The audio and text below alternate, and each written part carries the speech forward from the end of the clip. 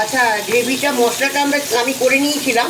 কালারটা এরকম সুন্দর এসছে কারণ টমেটো দেওয়া হয়েছে, 2টো টমেটো দেওয়া হয়েছে, হ্যাঁ, আদা, একটু রসুন, যা যা দিই আমরা আর কি, হলুদ, কাশ্মীরি মির্চ।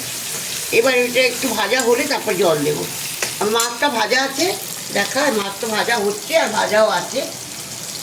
এক একজনের এক এক রকম রিকোয়েস্ট। রুই মাছ আছে তো সব বললো, শুনলেন।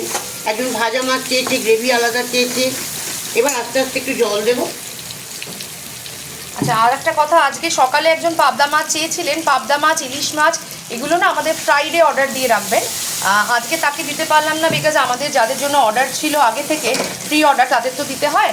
তো ভাই কিছু মনে করবেন না, আমরা নেক্সট টাইম যখনই অর্ডার করবেন সানডের জন্য এ ধরনের এক্সট্রা মাছ, মানে যেগুলো আমাদের রেগুলার হয় না, একটু ফ্রাইডে বলে দেবেন, তাহলে আমাদের সুবিধা হয়। Gravy ready. হ্যাঁ, গ্রেভিটা রেডি হয়ে গেছে। ধনে পাতা তো দেবেন নিশ্চয়ই। হ্যাঁ, ধনে পাতা দেবো। মাছগুলো দিলে আমার রান্না শেষ হয়ে যাবে। ঠিক আছে, গ্রেভিটা ফুটছে, আমি মাছটা দিয়ে দিচ্ছি আস্তে আস্তে।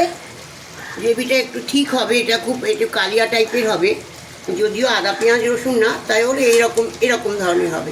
মাছটা ভিজবে, এবার আমি বন্ধ করে দেবো, হয়ে গেছে।